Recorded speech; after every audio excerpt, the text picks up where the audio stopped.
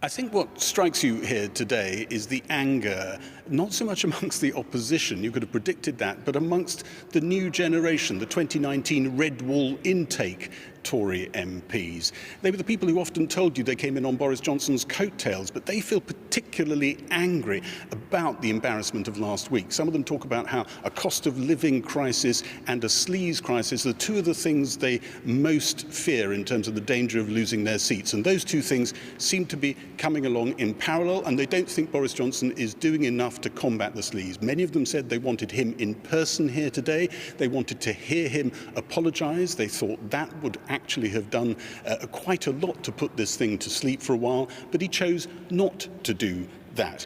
We may get some reform off the back of this whole episode. There could be a slight change to the appeal procedure. If an MP's punishment on standards is so high that he could be unseated, well, then he might get a new appeal procedure. But I think the fundamental thing that you come away with, just as Parliament's about to take a short, late autumn break, is that the MPs we thought loved Boris Johnson most, he's lost some capital with them. Here's how day 6 of this saga went here. MPs and parliamentary staff conducted a remembrance commemoration this morning, one cross for every constituency.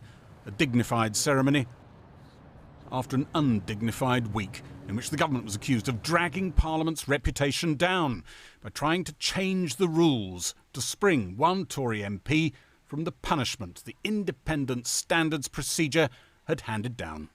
The media, quite rightly summed up what they felt. And we've got to reflect on that. We've got to reflect on those views. We shouldn't have got ourselves in this position. MPs returned inside for an emergency debate on last week's vote to ditch the whole system that found former Minister Owen Paterson had lobbied the government on behalf of companies he was paid tens of thousands of pounds to advise. Secretary Barclay. Thank you, Mr. Speaker. Order. Those who are shouting were as the Prime Minister phoned me along with the leader of the SNP this morning to say neither of them could be with us. How are you? The Prime Minister was visiting a hospital in Northumberland to promote COVID booster jabs. The mask on, come on. At one point, his memory jogged to slip on his mask. Number 10 said it was a long-standing engagement that was keeping him from the Commons, but he was asked if he was sorry for trying to change the standards rules to protect Owen Paterson from suspension. Will you now apologise to your party and, more importantly, to the public? I'm here to look at what we're doing to encourage people to get their booster jabs. Prime Minister, will you apologise for the way you dealt with the Owen Paterson and parliamentary standards affair last week? So what we've got to make sure is that we take all this very, very seriously and that we get it right. So you're not going to apologise for the way you acted? Look, I think it's very important that we get this right, and we are going to make every effort to get it right. But way back in Westminster, the minister sent to speak for the government took a different tone. I would like first and foremost to express my regret, and that of my ministerial colleagues, over the mistake made last week. The government benches were thinly attended. The opposition lined up to attack the government and especially the Prime Minister's conduct. He led his party through the sewers and the stench lingers. This week he had the chance to clean up, to apologise to the country and finally accept that the rules apply to him and his friends. But instead of stepping up, he's hidden away. He is not a serious leader and the joke isn't funny anymore. Thank you, Mr. Speaker. I do think there's a point here. This is almost the kind of behaviour we would expect to see in the Duma in Moscow, the National People's Congress in Beijing, not in the House of Commons. The SNP broadened the debate and said the Sunday Times allegations that the Tory party was automatically handing out peerages to party treasurers who donated £3 million deserved an investigation. I have now asked the Metropolitan Police to investigate the activities of the Conservative Party and the awarding of places in the House of Lords. Many Tory MPs worry voters who switch to the Conservatives in traditional Labour seats like Gedling in Nottinghamshire could start thinking the Tories make the rules to suit themselves. Do you think Boris Johnson trying to change the rules to get one of his own MPs out of trouble? Yeah. Do you think that's going down badly with people like Definitely, yes. I think Boris has done a good job over the last 18 months. And it's just something that's in the media at the moment, and it'll just calm down. It seems like there's one rule for one and one rule for another. You know what I mean? And I thought we all should be equal. The divides between new red wall Tory MPs and the old guard surfaced in the debate. It has been suggested by some senior colleagues on the backbenchers on this side that, as I have only been here for 2 years, as has the member for Warrington South, that we don't know how this place really works. I say, with the greatest of respect to those colleagues, that I think that 2 years here is more than enough to know the difference between right and wrong. Boris Johnson will be hoping the saga slides off the front pages, but it's left a bad taste in many of his own MPs' mouths, and maybe some of his supporters in the country too.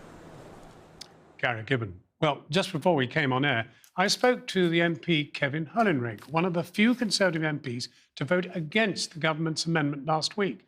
I began by asking him whether the Prime Minister should have turned up for today's debate. Well, as the Speaker said this morning, I heard him say the Prime Minister's damned if he does and damned if he doesn't. I don't think that's the point of the debate. What the debate's really about is process, getting the process right, looking at the current rules, are they fit for purpose, and reforming them where necessary. And it's a good, constructive debate in the main. But generally, my view on this is the process has been working fine. I think clearly the government made a mistake last week. It's apologised for that today. We just need to move on and see where we need to reform. Did John Major go too far then in describing the Prime Minister's handling of this saga as shameful? Did you agree with him? Yes, I think he did. Yeah, we all make mistakes. The Prime Minister has admitted we made a mistake, and the government made some errors last week. We need to move on now. We need a sensible process for reform to make sure these investigatory powers are used properly, the standards are upheld in the Commons, we retain the public confidence. That's what we need to do. We need to debate that in the House. That's what's happening. We absolutely need to take the politics out of this. It needs to be apolitical. It needs to be the House coming together and deciding what fair rules need to be, and that they're held to a sensible standard of justice, and natural justice is upheld. I think we can do that as a House. That's what we need to debate today, and that's what we're doing. You make it sound very good, but you were one of only 13 Tories who refused to go along with Boris Johnson's plan last week and actively voted against it.